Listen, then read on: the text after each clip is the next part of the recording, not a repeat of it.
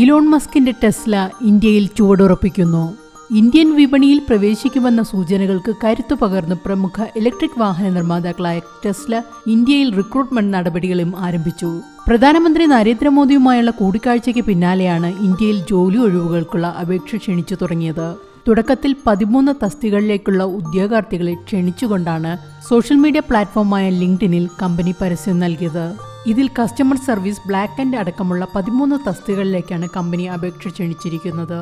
Service technician, വിവിധ ഉപദേശ തസ്തികകൾ ഉൾപ്പെടെ കുറഞ്ഞത് 5 തസ്തികകളെങ്കിലും മുംബൈയിലും ഡൽഹിയിലുമാണ്.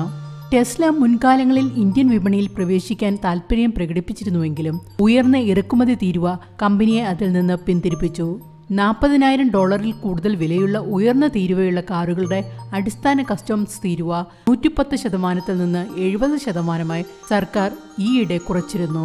ഇത് ഇന്ത്യയിൽ പ്രവേശിക്കാനുള്ള ടെസ്ലയുടെ നടപടികളെ വേഗത്തിലാക്കിയെന്നാണ് റിപ്പോർട്ടുകൾ.